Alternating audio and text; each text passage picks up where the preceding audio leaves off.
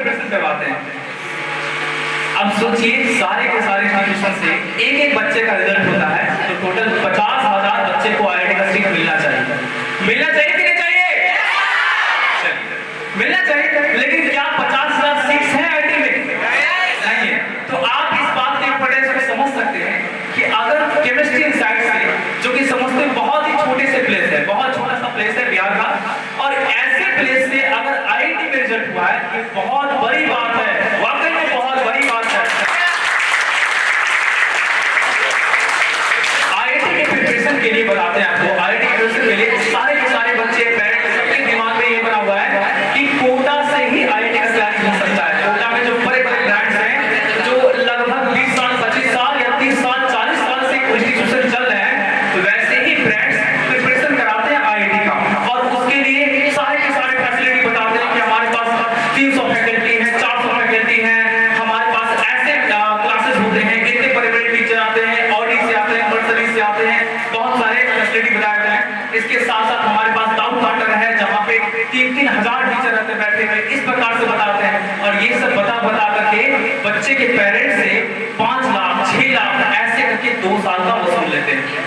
और ये समझिए, ये एक एजुकेशन इंडस्ट्री का बहुत ही ज्यादा हार्ड रियलिटी है, बोल सकते हैं बहुत ज्यादा हार्ड रियलिटी है कि बहुत सारे ऐसे पेरेंट्स हैं जिनके बच्चे आईआईटी का सपना देखते हैं, मेडिकल का सपना देखते हैं, लेकिन उनके पास इतने पैसे नहीं हैं कि वो 2 साल में 5 से 6 लाख रुपए खर्च कर सके। है कि नहीं जी? आप लोग मानते हैं कि नहीं मानते इस बात को? क्या 50% पेरेंट्स भी अवेलेबल ऐसे हैं जिनके बच्चे 11th में पढ़ रहे होंगे, आईआईटी का एडमिशन करना चाहते हैं, वो 5 लाख 6 लाख अफोर्ड कर सके? बिल्कुल भी नहीं है। अब सोचिए उन बच्चों के साथ क्या होगा, जिन बच्चों का वो जो पैसा भेजेगा उससे 500 बच्चा अलग से तैयार हो रहा है, 250 बच्चा अलग से तैयार हो रहा है, उस पर मेहनत किया जाएगा। और पता है उस बच्चे का, हर एक बच्चे का, उन सभी बच्चे का roll number, roll code, mobile number सारे टीचर के पास होता है। और जैसे एग्जामिनेशन होता है ना, बच्चा के रिजल्ट निकलने से पहले टीचर को रिजल्ट पता होता है। वही कॉल करके बोलते हैं बेटा आपका रैंक वन है, बेटा आपका 200 रैंक आया। समझ में आता है जी? है ना? ये कैसे होता है? बस। और बाकी बात, जितने भी बच्चे हैं जो हो सकता है कोटा से पढ़ के आगे, उन बच्चे का रैंक वन क्या यार नाम तक नहीं पता होता है टीचर को, क्योंकि आप वहाँ पे ना बैंकर के रूप में गए हैं, अब बाकी रैंकर के लिए अलग से तैयार हो रहे हैं बच्चे। बात समझ जी? यहाँ पे क्या है, यहाँ पे क्या है, आप 5 बच्चे हैं, 10 बच्चे हैं मेरे पास पढ़ने के लिए, हमारे पास तो वही है ना जी। अब हमारे पास वही है तो पूरा जी जान लगा के मेहनत करेंगे, है ना? अब आप रैंकर बने या क्वालिफाई करें, या हो सकता है आप मेहनत करते करते रह जाए और आपका क्वालिफाई नहीं हो पाएगा, है ना? ऐसा भी हो सकता है। लेकिन आप, मेरे पास मात्र कितने बच्चे हैं? मेरे पास मात्र 5 से 10 बच्चे हैं, 15 बच्चे हैं, 20 बच्चे हैं, 25 बच्चे हैं, 30 बच्चे हैं, हो सकता है 50 बच्चे। यही बच्चे मेरे पास है, इसी में मेहनत करेंगे और इसी को प्रॉपर्ली बिल्कुल एकदम ध्यान देंगे, एकदम स्टार्टिंग से लेकर के कि आपका किस कारण से रिजल्ट नहीं हो सकता है और कौन सा ऐसा गुण है जिस कारण से रिजल्ट तक पहुंचा सकता है। इन सब बातों पे हम लोग क्या करेंगे, 2-2 साल तक लगातार डिस्कशन करते रहेंगे और यही चीज क्या होता है, रिजल्ट पहुंचाता है। बात सुनना है? चलिए, ये चीज तो वही हो गया। दूसरा बात हो गया ना कि आप बाहर जाते हैं पढ़ने के लिए कोटा वगैरह में, नो डाउट हम ये बोलेंगे, देखिए एज ए टीचर हम बोलेंगे, हमेशा ऑनेस्टी हम दिखाएंगे और सही बोलेंगे, समझे ना? वहाँ पढ़ाई बहुत अच्छा होता है, सबसे बात है। हम ऐसा कभी नहीं बोलेंगे कि वहाँ पे पढ़ाई नहीं होता, हम लोग से ज़्यादा बेकार पढ़ाता है या हम लोग से बेकार टीचर, ऐसा कभी नहीं बोलेंगे। पढ़ाई बहुत अच्छा होता है, बहुत विद्वान टीचर होते हैं, लेकिन कितने देर आपके साथ टीचर वहाँ पे, आपके साथ टीचर वहाँ पे 4.5 घंटा 5 घंटा, उसके बाद बाहर निकलेगा, बाहर कोई पढ़ाई का माहौल नहीं है।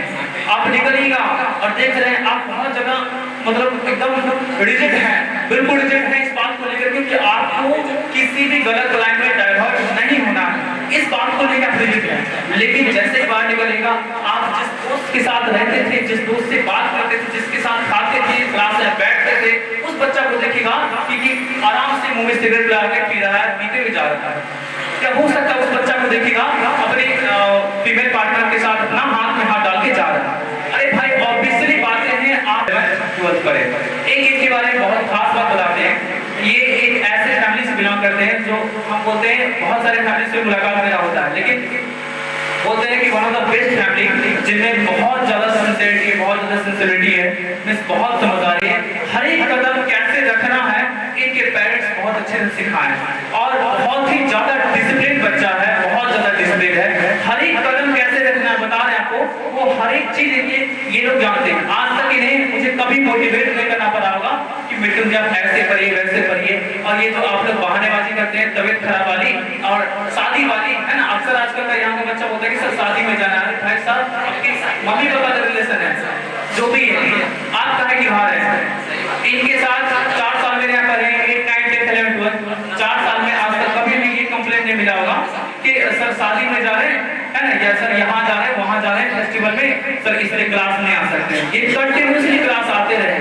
कई दिन ऐसा भी हुआ कि बारिश हो रहा है, ठंडा है, आए और लौट के चले गए, समझे ना। तो ये अपनी स्ट्रैटेजी पूरा आपके साथ शेयर करेंगे कि किस तरीके से तैयारी की है, क्या क्या चीज का ध्यान आपको रखना जरूरी है, सब कुछ ये आपके शेयर करेंगे।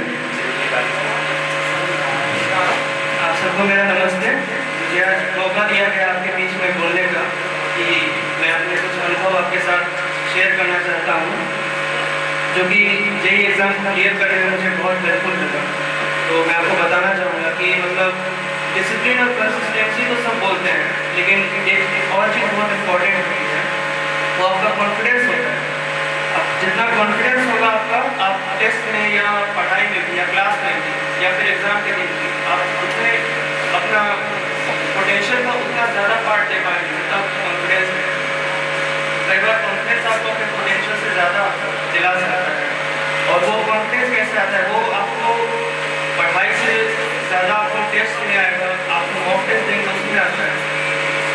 मेनली आपको ये मॉक टेस्ट बहुत इम्पोर्टेंट है।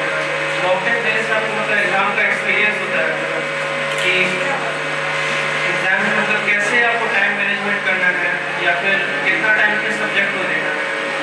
और दूसरी जो चीज़ होती है कि आपके पास आजकल बहुत सारे रिसोर्सेज अवेलेबल हैं। ऑफलाइन तो आप कोचिंग करते ही हैं, आपके पास ऑनलाइन बहुत सारी चीज़ें हैं।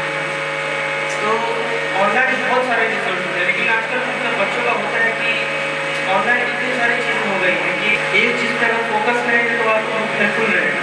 ऑनलाइन और ऑफलाइन को मैनेज करेंगे सही से तो आपको बहुत हेल्पफुल होगा। लेकिन जैसे कि आज ये लेक्चर देख लिया, आज ये वन शॉट कर लिया, आज ये कर लेते हैं, यूट्यूब पे ये आ गया तो ये देख लेते हैं, उससे आपके पास टाइम वेस्ट हो जाता है। तो अगर आप ऑनलाइन और ऑफलाइन दोनों तरीके से सही से पढ़ाई कर सकते हैं, अपना टाइम मैनेज कर लेंगे, तो आपको बहुत ज़्यादा आप आगे निकल सकते हैं। मतलब आपकी पोटेंशियल से ज़्यादा कर लेंगे, आपको जितना लगता है आपसे ज़्यादा कर पाएंगे। और एक और चीज़ बताना चाहूँगा कि मेरा मतलब 12th में उतने अच्छे नहीं हुआ था। 12th में जब मैंने जेई दिया था 93% आया है। उसके बाद मैंने ड्रॉप किया और मैंने 1 साल तैयारी से सेल्फ स्टडी किया और सर की मदद लिया। मतलब सर लोग बहुत मदद करते थे, क्वेश्चन ये सब बताते थे या कभी डाउट हुआ तो पर्सनली टाइम देते थे।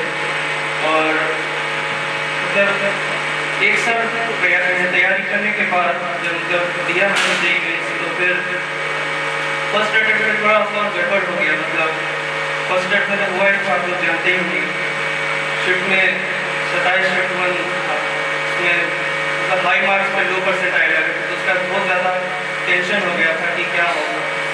लेकिन फिर भी मैंने सोचा कि अब एडवांस का तैयारी थोड़ा बंद करते हैं। मैंने फिर मेंस का तैयारी किया, तो फिर सेकेंड बार में मेरी लगभग 98.9 परसेंटाइल आई। तो अगर उस समय हार मान